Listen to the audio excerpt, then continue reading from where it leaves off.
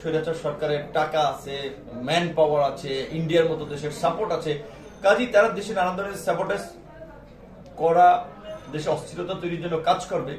কিন্তু প্রধান উপদেষ্টা নিজে তার ভাষণে কিন্তু বলেছিলেন যে গণতান্ত্রিক রাষ্ট্রে ফ্যাসিবাদের জায়গা নাই, এবং ছাত্র জনতা যারা রাজনৈতিক দল সহ এই গণঅভ্যুত্থান ঘটিয়েছে তারা কিন্তু পরিষ্কারভাবেই বলছে যে আওয়ামী লীগকে এই গণহত্যার জন্য রাজনৈতিকভাবে নিষিদ্ধ করতে হবে।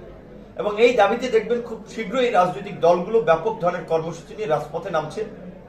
আগামী এই 13ই ডিসেম্বর শুক্রবার ঢাকায় গণ অধিকার পরিষদের ঢাকা মহানগর আপনার সমাবেশ করবে, অন্যান্য রাজনৈতিক দলও করবে। এবং মাঝখানে যে একটা দোদুল্যমান পরিস্থিতি তৈরি হয়েছিল, যে বিশেষ করে বিএনপি জামাতের অবস্থানকে কেন্দ্র করে প্রধান উপদেষ্টা কিন্তু একটা বক্তব্য বলেছিলেন যে কোন রাজনৈতিক দল চাচ্ছে আওয়ামী লীগ নির্বাচনে অংশ নিক, সেই ক্ষেত্রে আমরা তো বাধা দিতে পারি না। যখন আবার বিএনপি জামাতও পরিষ্কার করেছে যে না, আমরা এরকম অবস্থান বলি নাই, এরকম কথা বলি নাই যে আওয়ামী লীগকে রাজনীতির সুযোগ দেওয়ার জন্য। অবশ্যই গণহত্যাকারীদের বিচার হতে হবে এবং গণহত্যার সাথে জড়িতদের সর্বোচ্চ শাস্তি হতে হবে। তো সেই ক্ষেত্রে এখন সরকার, রাজনৈতিক দল সকলের বক্তব্য পরিষ্কার, কাজে আওয়ামী লীগ তো রাজনীতিতে নিষিদ্ধ হচ্ছে, সুতরাং তাদের ক্ষমতা তো দূরের কথা, রাজনীতি করার তো সুযোগ নেই।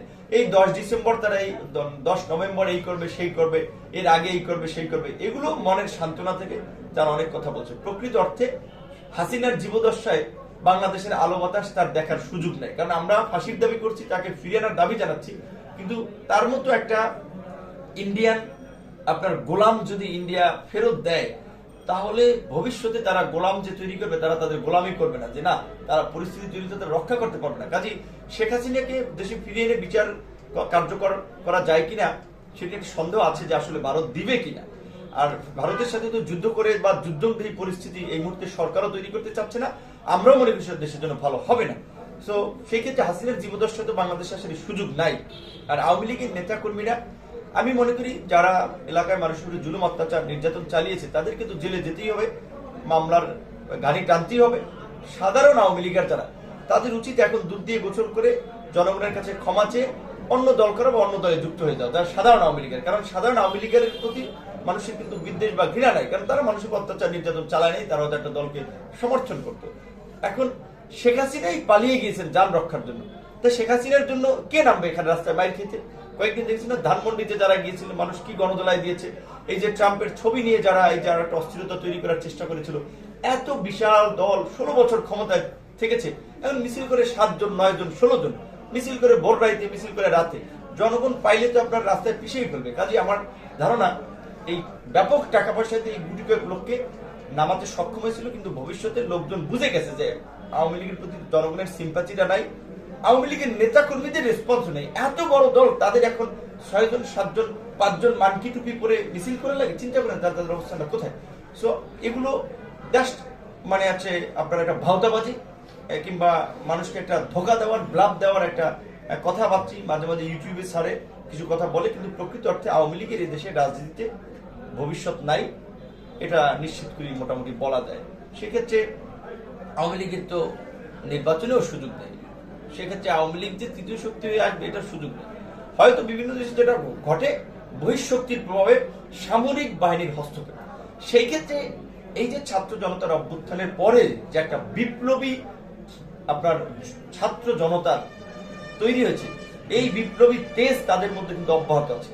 সুতরাং আমার বিশ্বাস, যেই সামরিক বাহিনী হাসিনার বিরুদ্ধে দাঁড়িয়েছিল এবং যেই সামরিক বাহিনী এই গণ অভ্যুত্থানের ছাত্র জনতার পাশে দাঁড়িয়েছে, সেই সামরিক বাহিনী দেশে আপনার সামনে হস্তক্ষেপ করে দেশকে নতুন কোনো সংকটে ফেলবে না। কারণ এই অফিসাররাই তো সিদ্ধান্ত নিয়েই তো সেনা প্রধানকে বলেছিল যে না, আমরা জনগণের বিরুদ্ধে গুলি চালাতে পারবো না।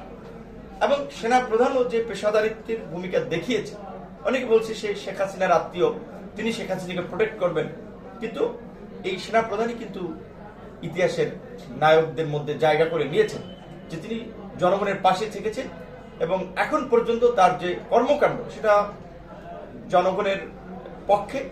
এবং আমি মনে করি যে আন্দোলনকারী ছাত্র জনতা থেকে শুরু করে সরকার সবাই সন্তুষ্ট, তার নেতৃত্বে সেনাবাহিনী দেশের এই পুনর্গঠনে ছাত্র জনতার পাশে আছে। সেক্ষেত্রে তৃতীয় শক্তির সম্ভাবনা যদি এই সরকার বছর 2 থাকে কিংবা নির্বাচন দেরিতে হয়, সেটা আমি দেখি না। বরঞ্চ দ্রুত সময়ের মধ্যে যদি নির্বাচন হয়, তাহলে তো আর এই সরকার থাকবে না, ছাত্র জনতার লায়াবিলিটিস থাকবে না, তখন তারা বিভিন্ন ভাগে বিভক্ত হয়ে যাবে। সেই ক্ষেত্রে তখন কিন্তু হস্তক্ষেপের সুযোগ থাকে। এখন আমি আপাতত অন্তত দেখি না যে এই ইন্টারিম গভর্নমেন্টের সাথে যেভাবে প্রশাসনের সাথে একটা সখ্যতা তৈরি হয়েছে, বোঝাপড়া তৈরি হয়েছে, সবাই ওন করতেছে এই গভর্নমেন্টকে, এখন এই ধরনের হস্তক্ষেপের সুযোগ আমি দেখি না।